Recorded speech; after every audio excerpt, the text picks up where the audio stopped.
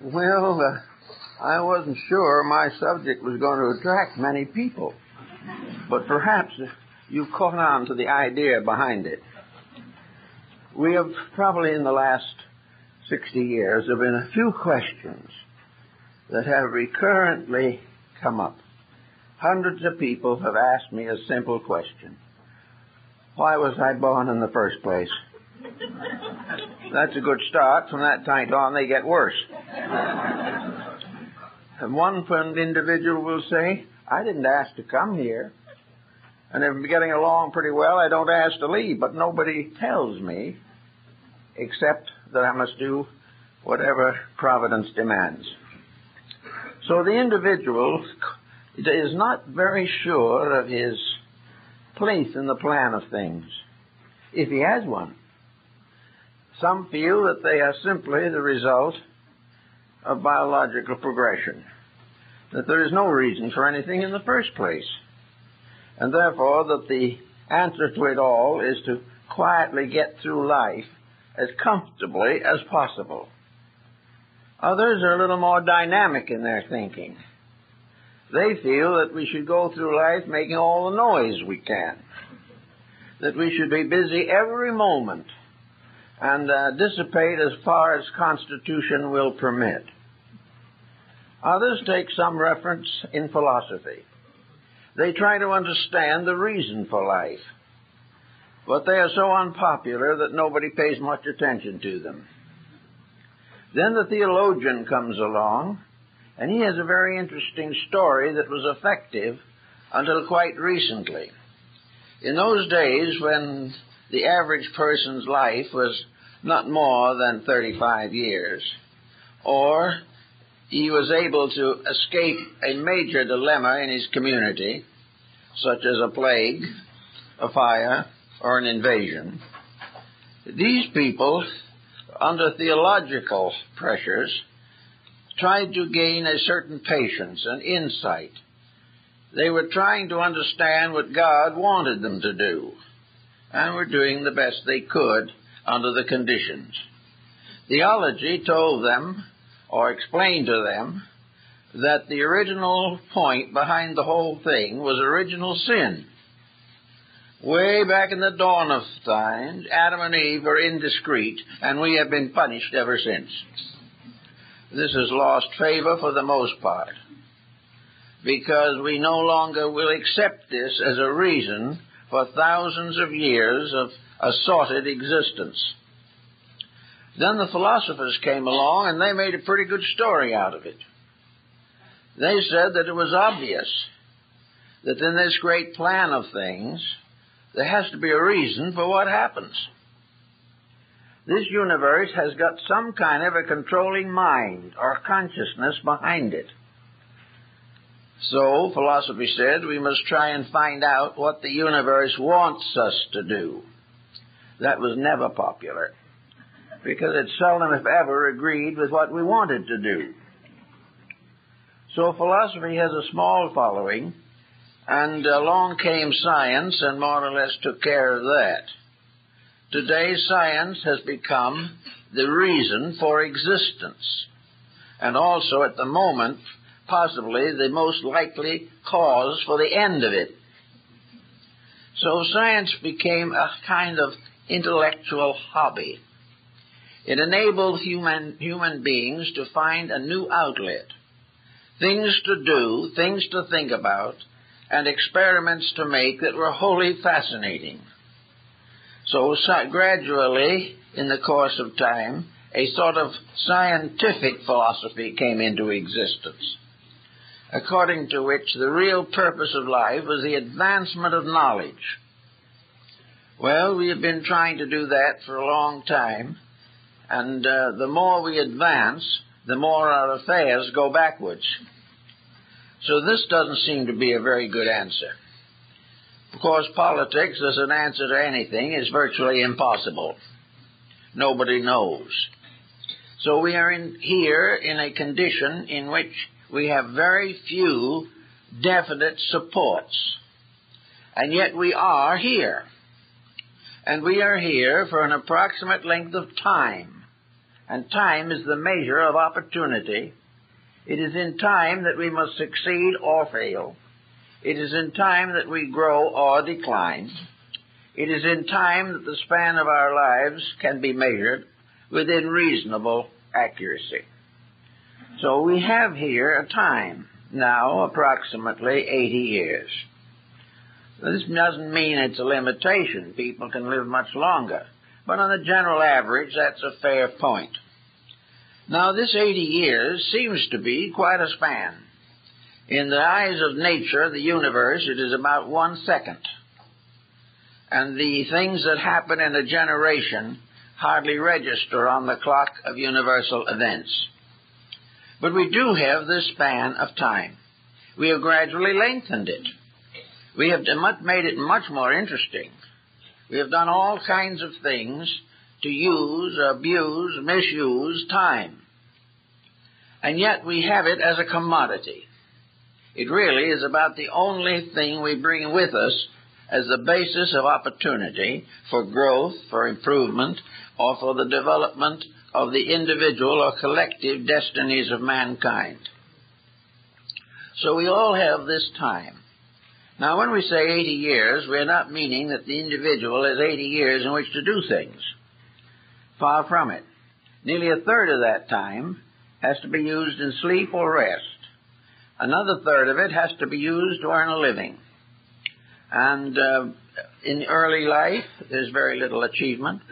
And towards the end of life, there is a weariness which doesn't want to labor too heavily.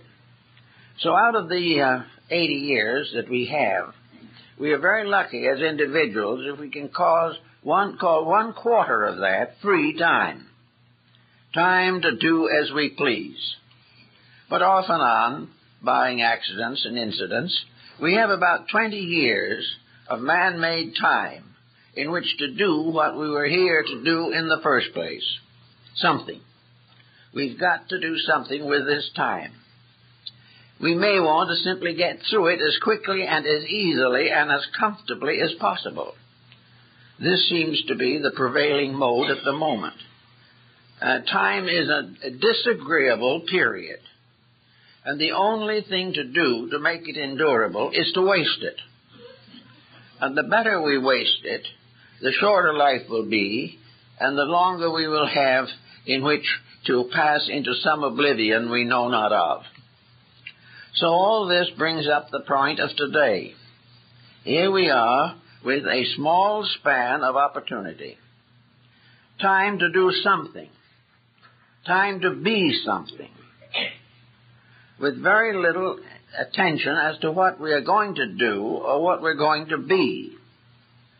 Now, I would say that the majority of young people today, the majority, are so uncertain on this issue that they decide that the only thing to do is to have fun as long as they can. And fun becomes the way of filling up the active quarter of human life that is not occupied by inevitable pursuits. Fun now is all kinds of things. Today, fun is not what it used to be. In the older days, fun was largely a domestic household procedure. The small community made its own entertainments, and between birthday parties and Christmas and holidays and church festivals, the individual got the idea that he was enjoying himself. At least he thought he was doing fairly well. Today, most of these answers are gone. And today, fun is for the most part dissipation. Fun is the individual definitely and desperately trying to forget the reason for himself. And yet he has this self. He cannot explain it, but he knows it's there. He knows that this self in him is alive and is part of a greater life. He breathes, he thinks, he feels. Therefore, there is some part of himself that is in there as a conscious unit, a being. And this being is, to the most part, an annoyance. This being may have brought forward from the past a certain amount of moral tradition.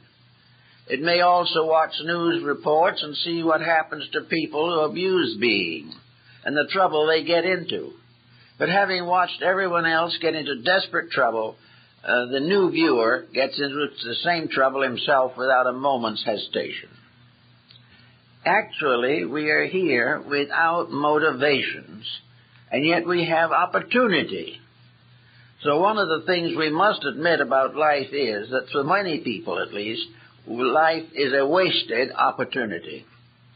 There should be something better we can do with it. There should be something about it that we can pass on as an achievement, so that our descendants will be glad that they are here and that we have made life better for them. So this problem brings up the great issue that we want to discuss, the proper use of time. And we must admit, I think, the old saying that time is not for wasting.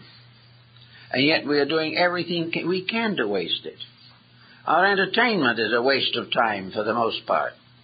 It has been highly philosophized that all these various programs indoctrinate us in great principles and truths and encourage us to avoid ills, but in practice it does not work that way. We simply sit glued to the tube, and whatever is on there we take, and we waste the time that we might be doing something with. Now, one of the reasons why we come to this conclusion is that every once in a while an individual has an opportunity. He has a chance to do something bigger and better than he's ever done before, and he is totally inequipped to do it. He has not any background that is going to support a better level of living or thinking than he now has. He hasn't advanced his studies well enough to claim a better profession. He hasn't a deeper understanding of life with which to build a better home. He hasn't any basic moral integrities to impart to his children. And in the world of politics, he does not know who to vote for, and for the most part doesn't care. Now, this is not good, and yet it comes about as the inevitable result of an unplanned life. Now, you tell people today, young people especially, that life is something to plan for, and they will do everything they possibly can to get rid of you. They do not want to plan, because they'll feel that they are surrounded by circumstances that make planning useless. And one of these is nuclear warfare. Many young people today do not expect to fulfill their life expectancy. They believe that somewhere along the line they are just going to be eliminated. Therefore, what they think, what they do, and why become comparatively unimportant. The problem is to live now and make every opportunity to enjoy yourself while you can. This was the motto of the old Romans: eat, sleep, be merry, but tomorrow you may die. This type of thinking has always burdened a world that continued to nurse ignorance and continued to support falsehood. But now in the 20th century, things are getting a little more complicated. There are more people, there are greater problems, there is less integrity, there is more conflict, and every individual sort of feels that his neighbors are his enemies. And the neighboring countries are enemies. And those in office are enemies. And life itself, from the storekeeper to the politician, each is an adversary in itself.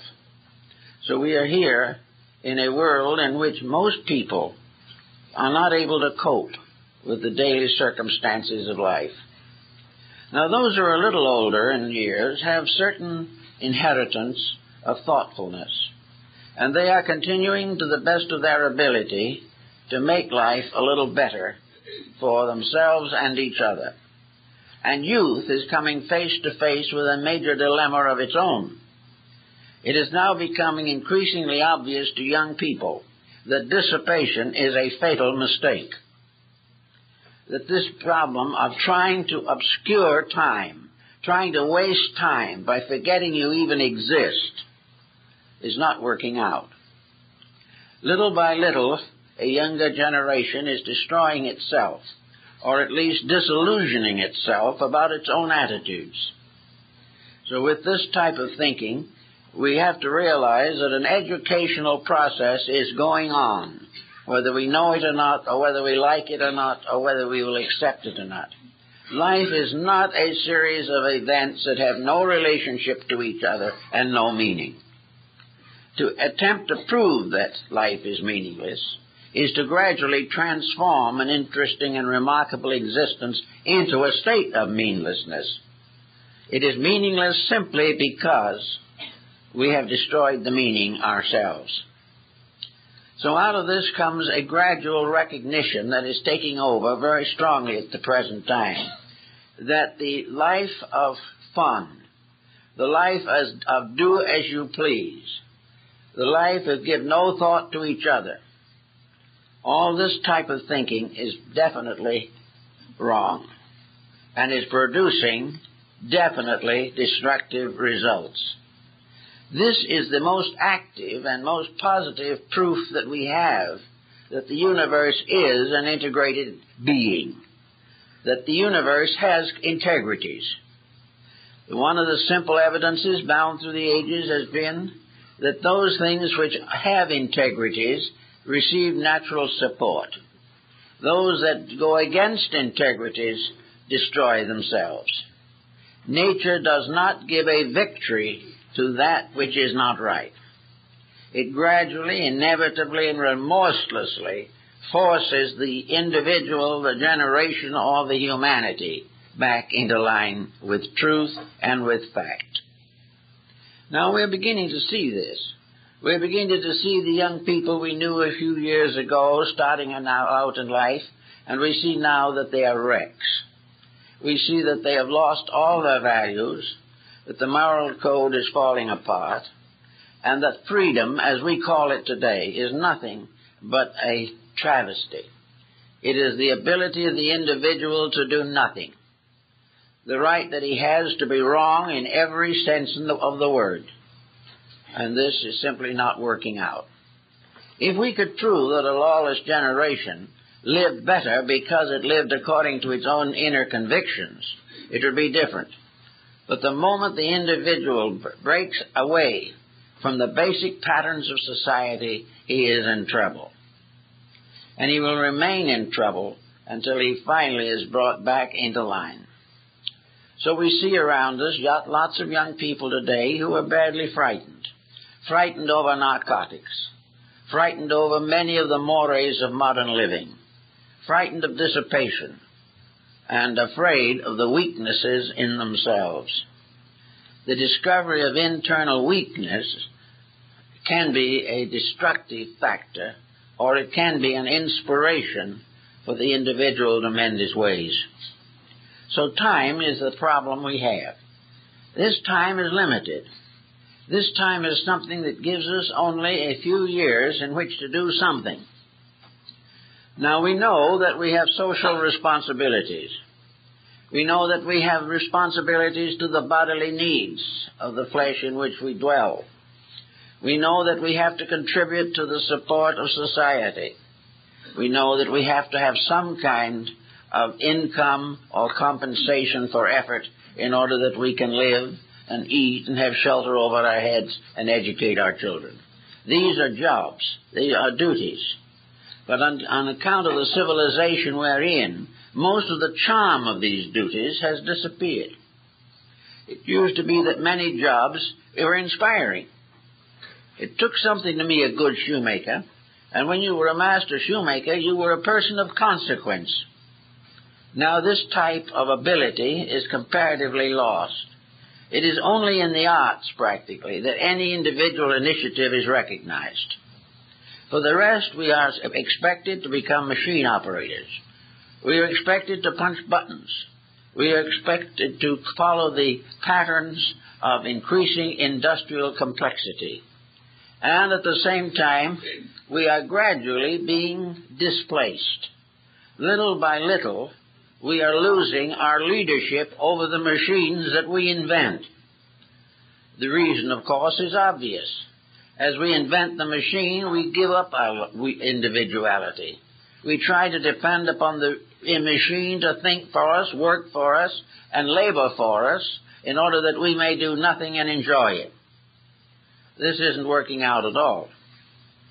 We are gradually becoming unemployed because we are busy making a profit, creating the instruments that are going to displace us. We are doing everything possible on the ground that idleness is the supreme achievement, that the individual should spend his life having fun. So he's creating machines that take him out of work in order that he may have fun by not working.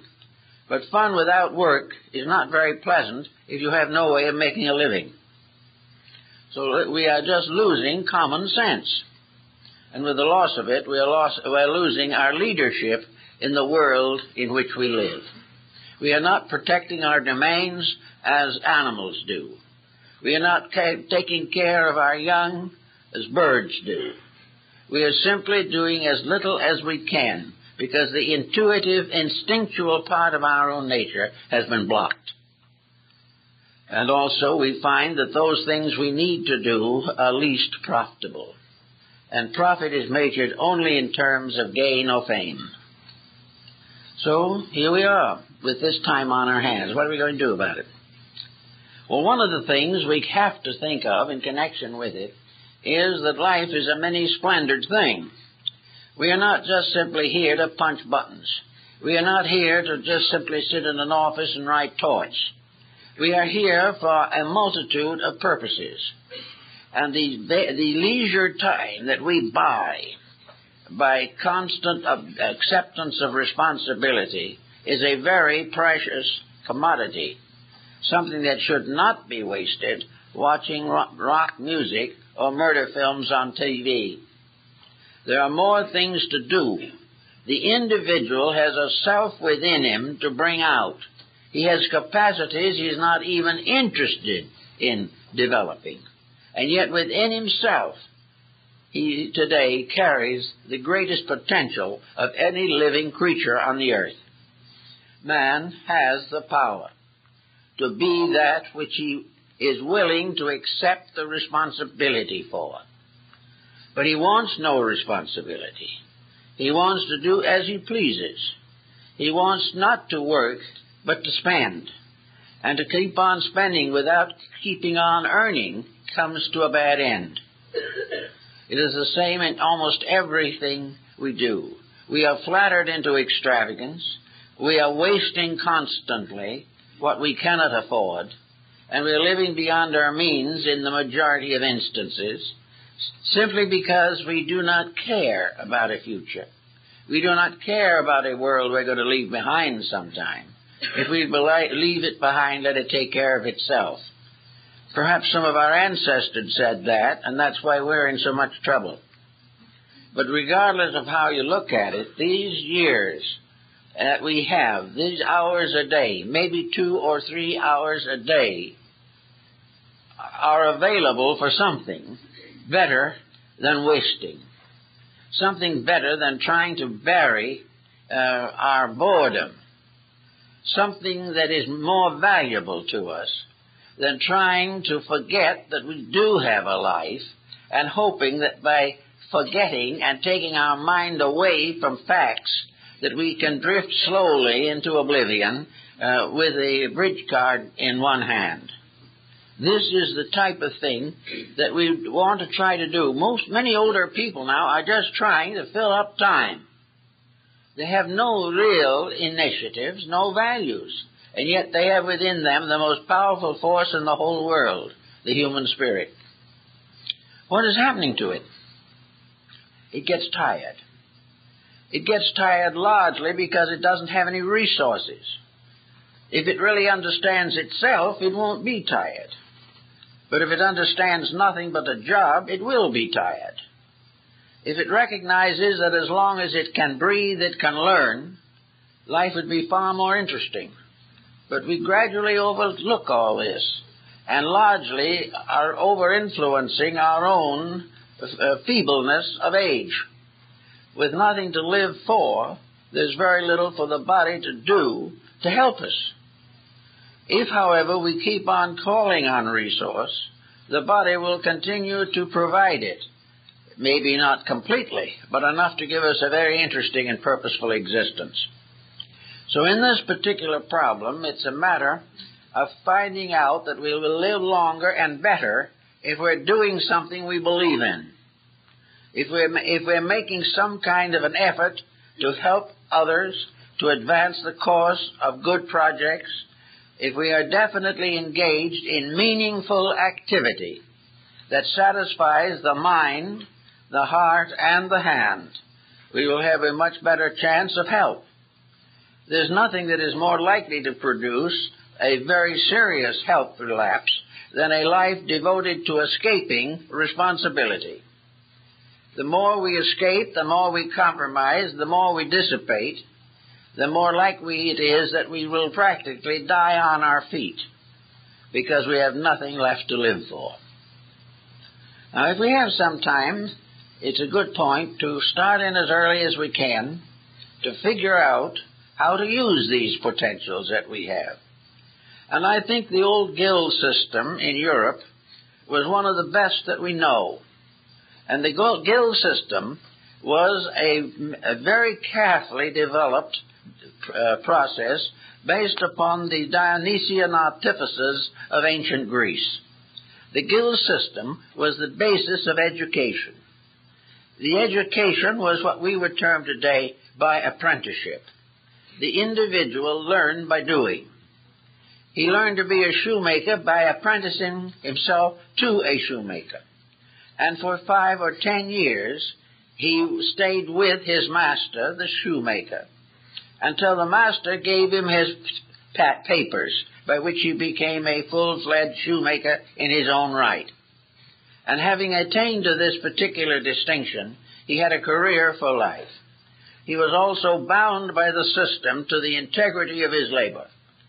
Every pair of shoes he made was part of a guild structure, and a cheap pair of shoes was a disgrace to every shoemaker that ever lived. And when it happened, the disgracing one lost his papers. He could not shoddy his goods, he could not overcharge, he could not misrepresent, or he would be out of business. Now, we have unions today. Well, it might not be a bad idea to include a little bit of this in the modern thinking of union, that the union worker is part of a structure of labor, a laboring structure to provide the necessities of life. Any member of a union who cheats, defaults, overcharges, exaggerates, or fails to fulfill in the best way possible the job he has is a disgrace to his union. And in the 16th and 17th century, that disgrace came as a very rapid punishment. So the union produced, those unions in those days produced these workmen who were trained, who were dedicated, and to whom a good day's work was part of a basic religion, and was sanctioned on the point as to whether there is a God or not. It is a good religion to do a good, honest day's work. Now, this type of thinking has kind of disappeared, but the guilds had another interesting point. When you were a member of the guilds, you didn't just go on all the time doing nothing but shoemaking. You had a complete pattern of life in there. And these guilds, all of them, functioned on a level of creative art. A good guildsman was probably a musical composer. He made shoes in the daytime and wrote poetry at night. He not only did that, but he had competitions in music in the local church or cathedral. He had all kinds of artistic achievements. He was a composer. He was a literary man. He did everything you could think of. Perhaps he was a tailor in the daytime, but at night he painted portraits. Every guildsman had to have 2 strings on his bow. He had to have 2 things to do.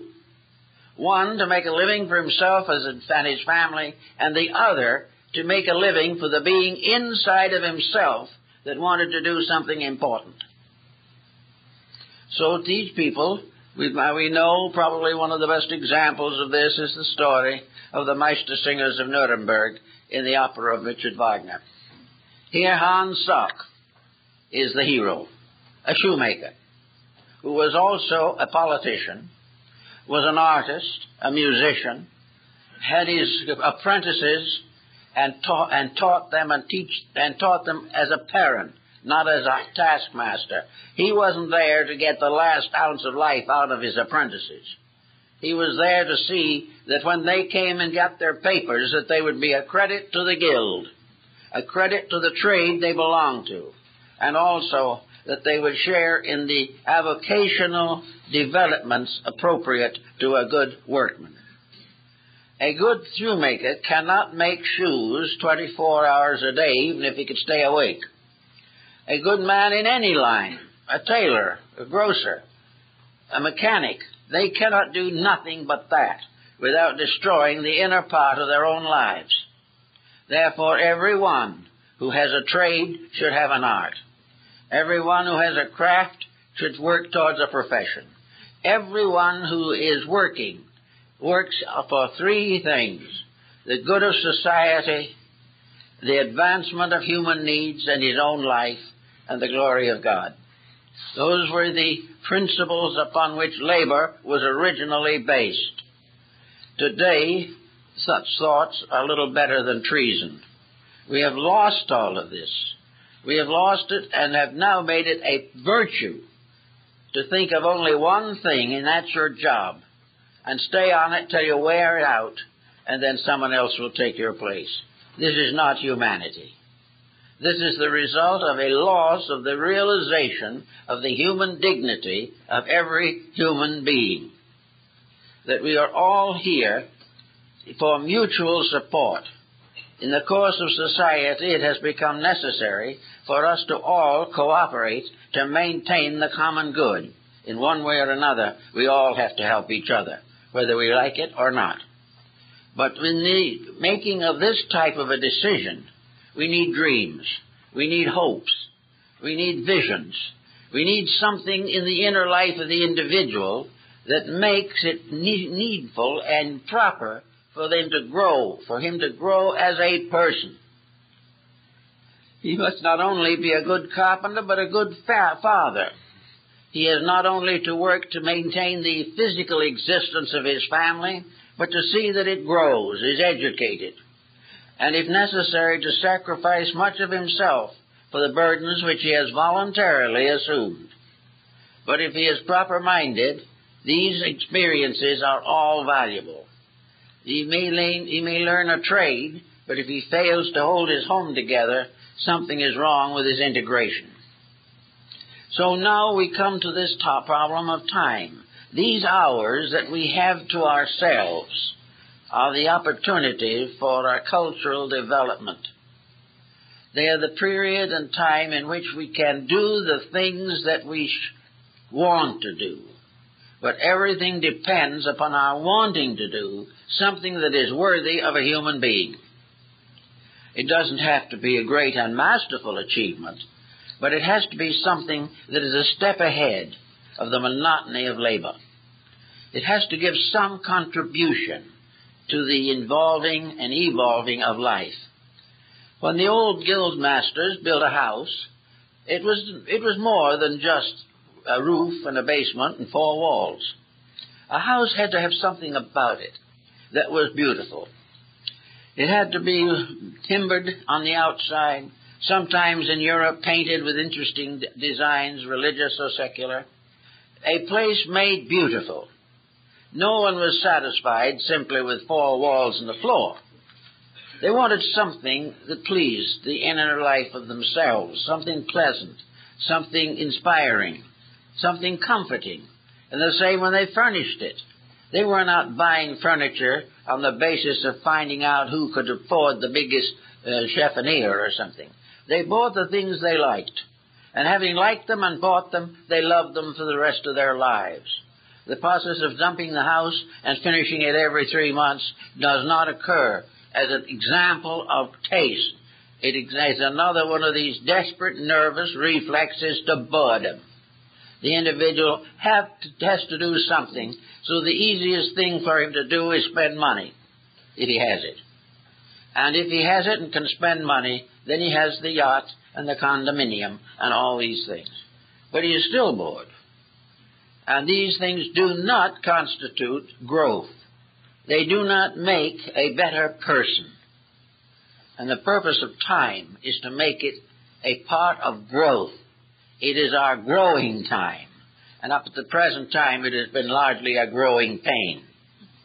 We have not recognized the magnificent opportunity to do something that we can be proud of. It is no use trying to be proud of the fact that we are more eccentric than somebody else, or that we are in worse taste than our neighbor, or that we make more noise than anyone else in the community. These are not the tests. The tests are that we have proved conclusively that we are making use of potential. The human being has over 40 faculties within that skull of his, any one of which can develop an art or a science. He has all kinds of potentials waiting for something to do with them. A few, by working very hard in their fields, become specialists to the degree that they are musicians or artists or great architects or highly gifted and recognized scientific thinkers. They have done a great deal with themselves to gain this kind of reputation. And we all have the opportunity to spread out into the fields of emotional maturity. Our emotional lives are going to pieces also. There is no longer very much integrity in them. Emotion at the present time is simply a quick reflex to escape boredom. It is anything that the moment it becomes monotonous, it is broken up. There is no real effort to build these things as positive equations in life. We accept them as just another way of wasting time until we die. So out of all this time wasting, we're becoming a world of alcoholics, drug addicts, and what have you. The entire theory of life has fallen apart. Now, fortunately, in the midst of all of this, the prodding of inner conscience has begun to move things a little bit. More and more people every day have come to the conclusion that delirium tremens is not an achievement. Are they also beginning to realize that a series of divorces is not the symbol of a successful marriage? And also that children becoming minor delinquents are not proof that we're doing things well in the home. Little by little, we are beginning to realize something that we wanted to forget, and that is there are rules in here somewhere. There are rules that created us in the first place. They are rules that are magnificent in their potential. The rules far beyond anything that we can achieve or hope to achieve. We cannot keep the stars in their courses. We cannot prevent the changes of seasons. We cannot make any great variation in the laws of nature, but we don't need to. Most of these laws are working eternally for a purpose. And in these laws there is an integrity, even when the laws do not please us. If a law doesn't seem to please us, then we are inclined to change the law rather than ourselves. Now, if it's a man-made law, we can change it with a reasonable amount of discretion. But a divine law, we cannot change. In the case of a divine law, it intends to change us, and will do so at all cost.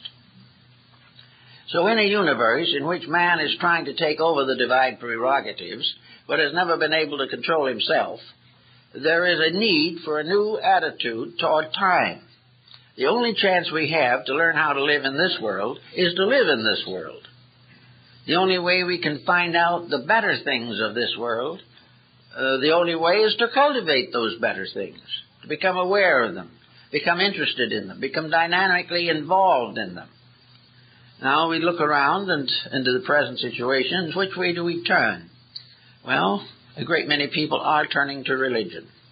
And if the selection is carefully made and thoughtfully fulfilled, it can be a very great help.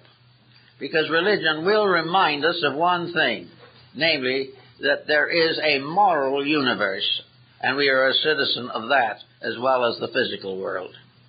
This moral universe of integrities is known to all the religions of mankind, and we gradually come to realize that if we break too many of the commandments of religion, we destroy our civilization and ourselves. We'd like to escape this. When we read that says in the Decalogue, "Thou shalt not kill," we pause for a moment, but many people will say, well, that was written long ago. We can't follow that now. It's just not possible. And so we ignore it. Go to church, teach religion to our children, and declare war on another country.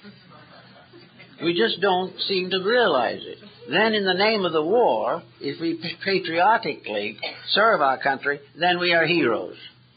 Not because we have prevented a war, but because we have, in our best integrities that we know, we have given of ourselves as much as we can. But the problem is not solved this way. The problem is solved only when we get to the point where we don't break these laws in the first place, where we are not likely to get into these difficulties, personally or collectively. We are warned that we should not covet, and yet 90% of people covet and go to church regularly. It doesn't occur to them that there's any inconsistency. Thou shalt not bear false witness. If that was enforced, half the law courts of the world would close. Honor thy father and thy mother. Yes. Many try to do it very desperately, but it's becoming more and more of a problem, because not only are the children keyed to a different pattern, but the elders themselves don't want the old way of doing things. So little by little, the morality and ethics of life are undermined. And then in this undermining, there comes a gradual disillusionment. Nothing is worthwhile. As one man told me one day, he said, there's so few of us get out of this world alive.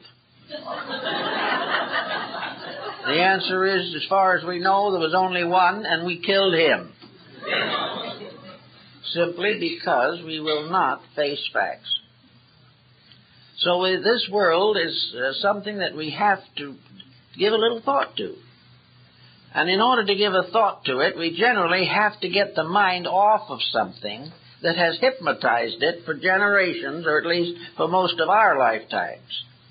It's very hard to tell a scientist that he should take time off of his laboratory because he lives there, thinks there, and believes in it and what he's doing. The individual with a good job is ready to die for the job. He is not interested in diversifying. He wants to get further and further into what he has in the hopes it will result in him having more. So he keeps on until retirement blocks him. And when retirement blocks him, he's completely at loose ends because he has no other life. It's not right to do this with a thing we call a human being. There must be something better that can be accomplished if we really want to do it. So the second string on the bow, as the old Gills tell us, could be a great help. If the individual who is in business became profoundly interested in the moral values of art, so that he could combine both of these factors.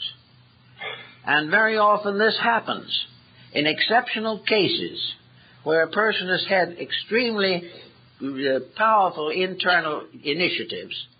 The great millionaire ends up by building a museum for art, or he gives a great donation to a cathedral, or he does something for a great charity, because somewhere inside himself he can't live with himself any longer.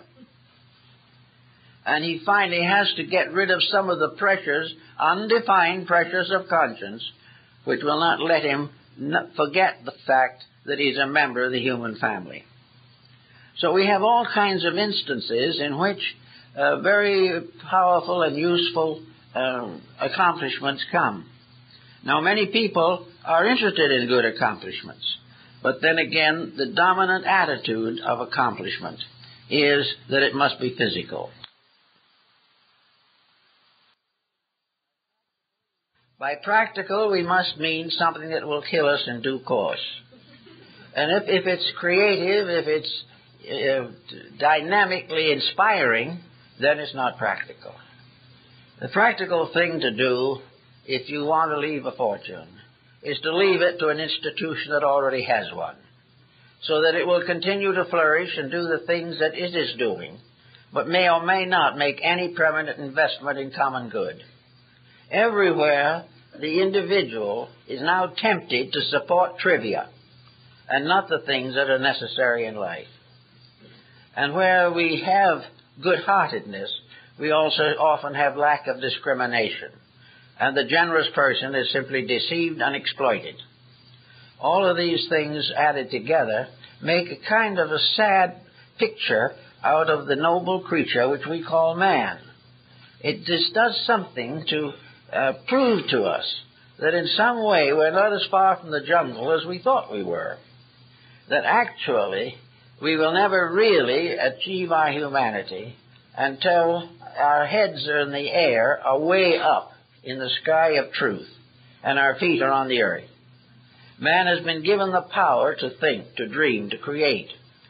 And it is necessary for him to use these powers in their higher echelon of meaning, that they are to be used to achieve the more noble and significant actions. Looking back over the world's heroes, we find that those whom we most admire, who have gone before, have been those who have made a great and unselfish contribution to the common good. We accept their contribution with gratitude and quietly overlook the fact that we probably crucified them while they were here. We've got to get to the point where we honor integrities, where we can recognize values, and where we are resolved to grow. Now, this growth doesn't have to be a painful thing. Most people today are afraid to think. They're afraid if they start thinking, they're going to be miserable. The truth is, if they don't think better pretty soon, they're going to be miserable anyway. So that actually creative thought is a cure for misery, not a cause of it. The cause of misery is an individual situation in which the individual lives below the level of his own humanity, which he can't afford to do, because if he does, he'll be in trouble forever.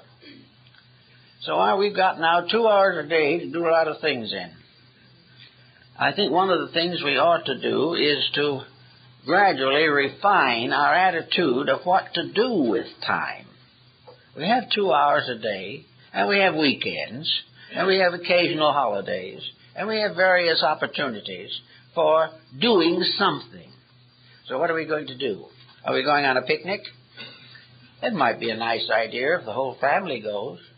But are we really trying to use this time to strengthen family life? Are we using it to try to improve our own abilities in a valuable way? Are we searching for idealism? Are we looking at a great landscape and seeing in a workmanship of divinity more beautiful than anything we can create? Are we trying to find life, our place in it? Are we trying not to be cast away on the desert island of materiality? We are trying to do something to make life beautiful, not only for ourselves but for others. Well, we have 3 general fields in which we can operate. And these are the fields of the yogas of India. The first and most apparent field is service. Service of something that is important. Service of something that we respect. Service that calls out of ourselves sympathy, understanding, charity. Something that makes life better because we have given of ourselves and not of something that we had. So service in the cause of the less privileged, and in the larger domain of things, a career built upon the protection of those values which we are likely to forget. Service is very important. Service is something that can really take the place of television, which is a tremendous interval. But instead of watching somebody murder somebody on TV, we can do something that is at least constructive. We can try to help someone we know is in little need of help. We can become involved in community projects, which today are very numerous. We can do all kinds of forms of service and find greater help and greater happiness in working with underprivileged persons than we find listening to rock music on radio. And we can do something with life gradually to make ourselves a little bit glad about ourselves, that we are doing something that might be of some general public value. Now, the second form of growth, of unfoldment, is self-improvement. Self-improvement implies a great many things. Young people starting out today have problems of education. They are not planning an education in most parts. They are looking around or listening to somebody tell them what job will make the most money. They don't realize the fact that the job they're going to plan for, because it makes more money, may not even exist by the time they graduate. We are losing more people who were trained in something that is no longer being done than we can afford. So instead of this type of thing, there can be a discrimination, a discretion. What kind of a future can a young person make or build that is almost certain to survive? It won't be a computer, because the computers of 10 years from now, he won't be able to operate without at least 10 more years of instruction. It won't be to make a better mousetrap, because they are practically extinct. The man who made the last buggy whip was a master workman, but he starved to death. No one will follow these things. But look over the world you live in, and why do you see something that could be the basis of a good future? Well, one thing it seems to me should be given some consideration is language. Language is going to be increasingly valuable if we are ever going to build interracial and international understanding. Language, the study of language on the side, will not interfere with your daily job as a mechanic. It won't prevent you from being a good doctor. It can't interfere with the practice of law. It can do none of these things. It is simply a trained and disciplined avocational interest to prepare for a future that is very likely to happen.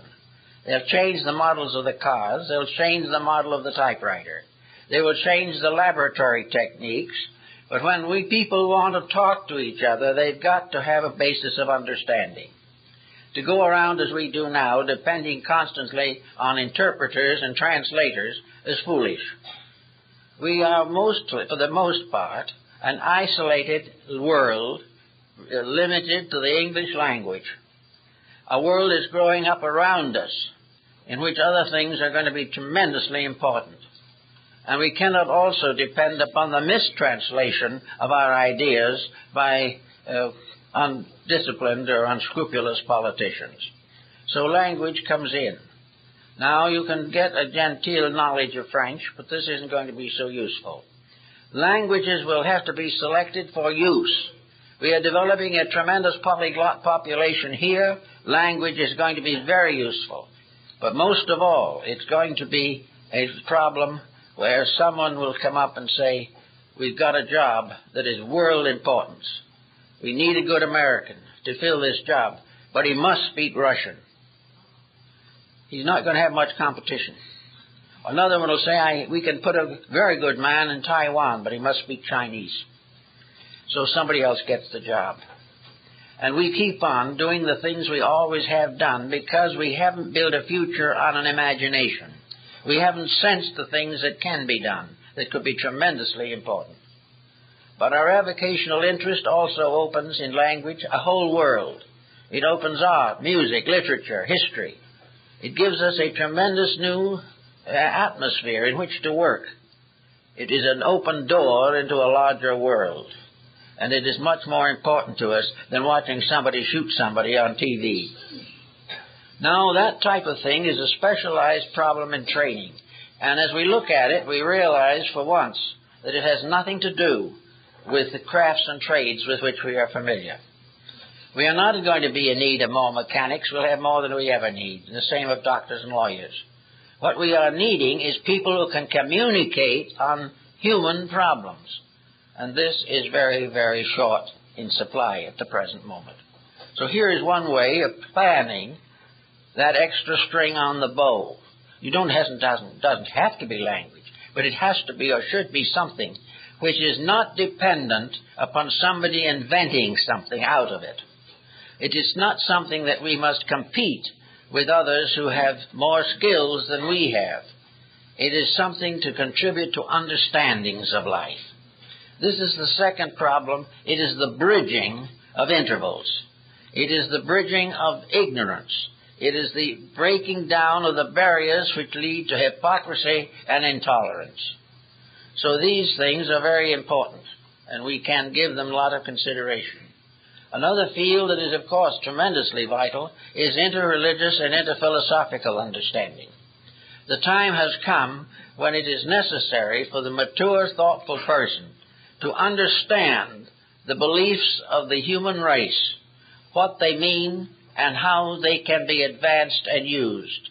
And whenever a person from this country or any English-speaking country goes to a country with a different religion, he should go with a reasonable understanding of the mechanics and inspirations of that other faith. As a language will open one door, a common belief in the integrities of people will open another door. This does not mean that he has to give up his own religion. It simply is that he has to recognize his own religion in the religions of other people, and that the same principles and ideals are there. So to communicate on that matter from a business standpoint, from a career building standpoint, can be the difference between another civil war and a better understanding between nations. These things have nothing to do with money, but they have to do with the great satisfaction of the spirit. And this is something that we are losing and don't know what to do about. Then we have other problems, and that is the Oriental philosophy of self-discipline. The self-discipline which comes from Zen, Yoga, Vedanta, or any Buddhism, or all these different religions. The individual must finally get to the condition in which he can run his own life. Instead of being in the condition of being constantly apologetic for his mistakes, he should learn to gradually live and develop his own character. Discipline will prevent him from destroying his own body, will prevent him from making himself incapable of using the faculties with which he has been naturally endowed. Discipline, therefore, is a tremendous value. It prevents almost all forms of misunderstanding. It ends gossip, jealousy, and all the small troubles that bother humanity. Discipline is to put the self under the control of a pattern.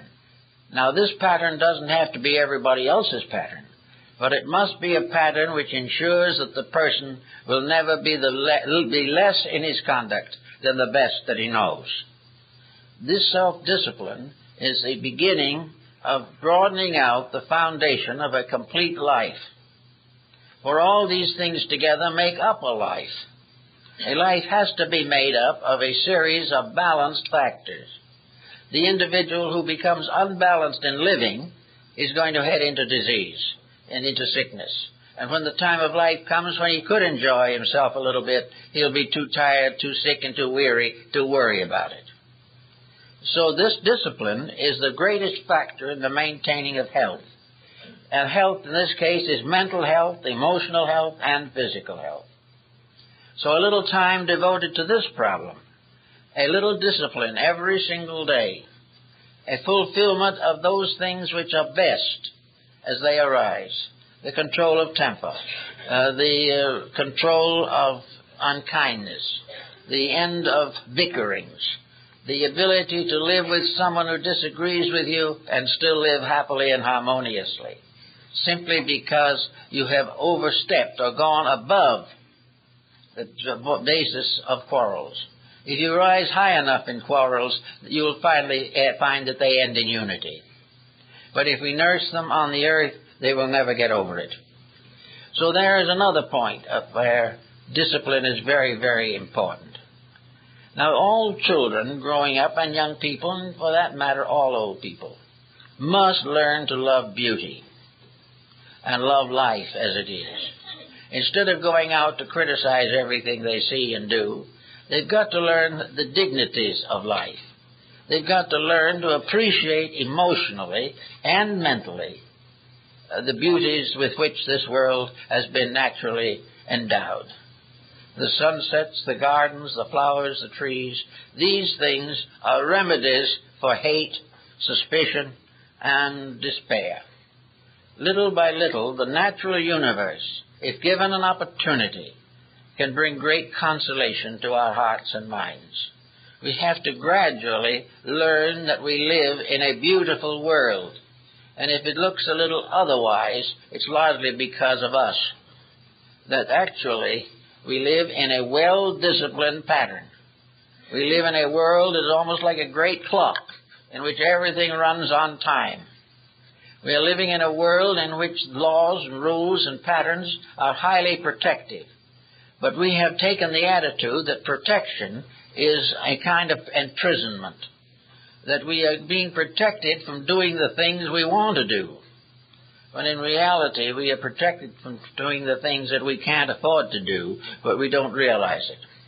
Therefore, to cooperate with nature, to recognize the natural beauty of existence, to gradually cultivate the power to control all emotions that are destructive, will give us a new understanding of life. If we begin to see the beauty in things, we're not going to watch the things that are not beautiful. We're going to realize that asymmetry, discords, these things are the result of ignorance, of misunderstanding, and of excessive lack of discipline. We are going to realize that where the individual can't endure himself, can't live with himself, can't understand himself, he will make a loud noise. This doesn't solve anything, but it gets him out of his system, but only for a moment. 5 minutes later, he has to make another loud noise, and so on until he is too weak to continue the process. Actually, therefore, we have to recognize that time is a problem in health. Time means that we should do everything possible to maintain as good a body health as we can for a reasonable length of time. That we should try to be able to face life with a certain amount of conserved vitality. If we waste everything we are on riotous living, we have no vitality, we have no health. And not only is health important toward the perpetuation of life, it is important for the moods in which we become involved. The individual who has lost his vitality, who is variously dissipated, run down, confused physically, and ailing most of the time, cannot have the proper internal adjustments with truth or reality. Now we have another fight in connection with this, and that is this problem of reality. The sophisticate, the skeptic, would like us to believe that there is no truth, that there are no realities, that existence is a vast unconditioned accident, that all things just happened, and that this just happenings includes everything of biology, archaeology, astronomy, everything you can think of. The universe never was an intelligent thing. It was just there. Now, to have thousands of years of culture and 20 years of education in our present embodiments and be told that nothing means anything in the first place or the last place is a little bit weak. It is a little bit an indication of stupid sophistication. It is not that way.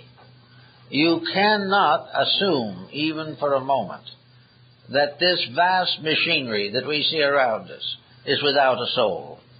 It has to have a mind. It has to have realities, and it has to have purpose. We can't imagine an eternity going on forever beyond the concepts and beyond the furthest imaginations of mortals, simply for no reason.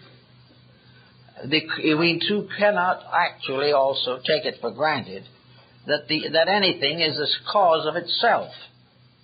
We can't assume that nothing brought forth something, that no law gave us laws.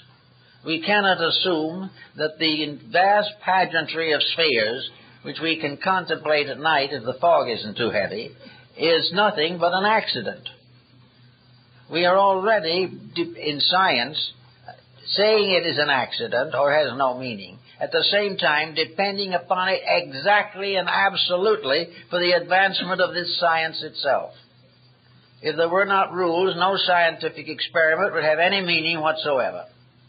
It is because of these exactitudes that research is possible. And yet, at the same time, we cling to these exactitudes and deny their meanings. We have got to take a new attitude towards this whole problem, because it's getting nowhere. We have to realize definitely that whatever the facts may be, we must have some kind of a personal integration. We must have a philosophy of life. We must have a code which is sufficient to ourselves. And if we want to assume that we are the only creature in the universe that has such a code, what is the difference? We have to have it. We cannot afford to attempt to exist without it. For this code is the basis of the complete survival of the person. Without this code, some part of each individual is going to die. The death may not be complete. He may linger for 75 or 80 years, but some part of himself has died when he ceases to dream, ceases to hope, and ceases to have faith in the purpose for which we are created. So we have to have little thinks about this type of thing. Now, it may be that I remember a man who was in western Pennsylvania who had a farm. And this man had a little stream that ran through his farm. And the stream was a rather muggy little thing. It didn't amount to too much. And he didn't pay much attention to it. And so finally along comes one of these engineers that's hired by the community to take care of the safety of the citizens. And he made a series of researches that took about a week to find out the quality of the water in this little creek. And he finally decided that it wasn't fit to drink, that it wasn't fit to be used by cattle, that the water was not safe. So carefully he made all these researches and came to this conclusion. So he told the farmer, he said, so we find now scientifically that you can't drink this water and you shouldn't give it to your cattle. You shouldn't even use it for bathing. It's that bad. And the old farmer said, well, you're probably right. My grandfather told me that 75 years ago. And the man said, how did he know? Oh, he said, it's very simple. In those very early days, there were fish in these pools. And after there's too many cesspools and so forth, the fish all died. He said he noticed that 75 years ago. And it didn't cost a nickel. This survey was very expensive and came to the same conclusion. Native intelligence can take care of many problems about which we now build great scientific projects. Because science is, instead of being organized common sense, it is a definite effort to reject common sense as being insecure, unreasonable, and unrealistic. And yet, it had not been for common sense, most of humanity would never be here. Common sense is very important, and it's really most uncommon. But actually, common sense is based upon a folk statement or concept that the common agreement, the common mind of people, is very apt to be more accurate than any specific research project. We all know because we live. And those who live in the world know more and know it sooner than those who function behind the walls of a great laboratory. Science has its place, there's no doubt about it. But science also has to realize that if it doesn't find God, that doesn't mean that God isn't there. It means that a highly specialized training has been built around a concept of a series of universal accidents, which to my thinking is the worst form of non-science that you can possibly imagine. How science can build itself upon an accident is rather difficult to understand. But they rationalize it and do a fairly good job of it. But we all need discipline in our lives. We need to say, as Muhammad is supposed to have said, that there is the 24-inch rule, the day, 24 hours, divided into 3 8-hour periods. The first of which is for rest and repose. The second is for labor. And the third is for the increase of knowledge and the glory of God. We need this kind of balance now. This is the same idea that the gills had. The gills that the life of the individual has in it no place to do nothing. It has no place to wander about in a fog. Whatever life we have is useful, must be useful to the day we die, and maybe a little longer if we really could understand all of it. But in any event, there should be no waste of time. Now, wasting time is not answer of joy. We do not have to make time a burden. Time is not a responsibility. It is an opportunity. There's much time is good. There's time to have fun. There's time to be happy. There's time to serve the common good. But in all time, there must be growth. There must be something accomplished that makes us better for ourselves. If time can in the long run make us happier, then our happiness will be real. But if we depend for happiness upon dissipation, our happiness will be fatal to our survival. Little by little, we have to keep the rules if we want the rules to keep us. And these rules are that we've got to do things that mean something. That relaxation and time are for good, for happiness, for growth, for the development of potentials, and in some cases we find people of retirement age who go into a new business and make a success of it. But if this business has something for the common good, the older person who is no longer so much concerned with wealth is likely to be a very good servant to a common need. Everywhere to work together is good. Everywhere to use spare time for pleasant labors. The Chinese, when he has a couple of spare time hours that he doesn't know just what to do with, is very apt to go out in the bamboo grove and read poetry. He might also go out in the bamboo grove and write poetry. Or he may join his neighbors in a little tea ceremony to be associated with the contemplation of the beauties of nature.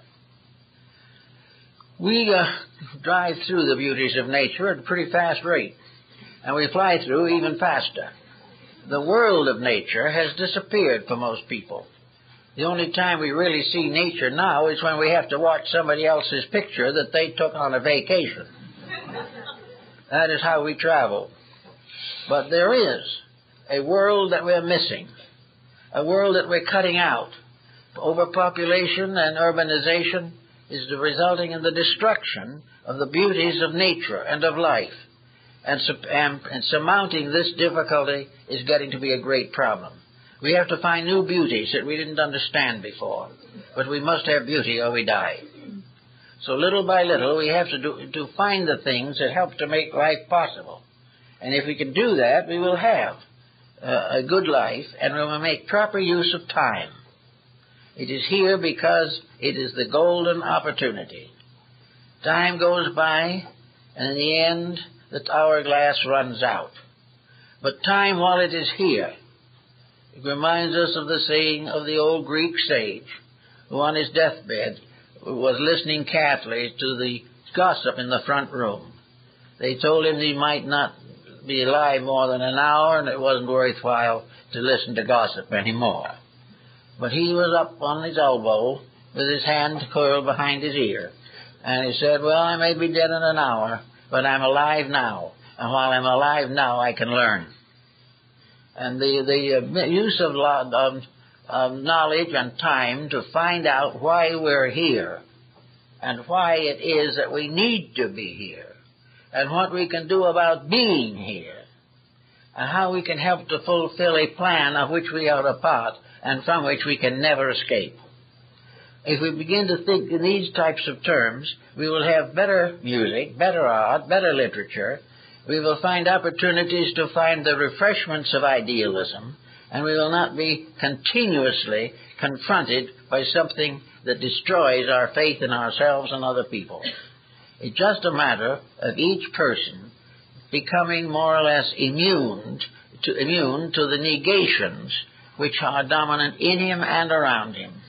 He must gradually build a strength of inner life, not a great, big, massive, stupendous thing, but a gentle, kindly, quiet appreciation for that which is good, and a resolution to support good where he finds it and refrain from involvement in corruption. If these things can be worked out by a simple process, the simplest person, even a child, can gradually come to understand the importance of this point of view. The child can learn why he is here before people misinform him on the subject. He can learn why he should have a nice disposition, why he should learn, why he should study, and gradually the curriculum can be made into something that he will enjoy rather than resent. I think most children would be willing to accept a form of knowledge that would help them to grow into the right kind of people, to grow into the fulfillment of those natural impulses and instincts which we all possess. We want to be happy. We would like to have a nice home. We would like to have a successful marriage. We would like to have attractive, interesting children. And we would like to help to build them into characteristics which are good for them. We have lots of things we can afford to love, but they're not the things that hurt us. And if we will gradually build back some of the simple normalcies that sophistication has tried to destroy, we will not be one of those who has to face the future as an addict of cocaine. It is all part of an escape from self, when in reality that kind of self that the individual is trying to escape is the truth in him which he is trying to deny.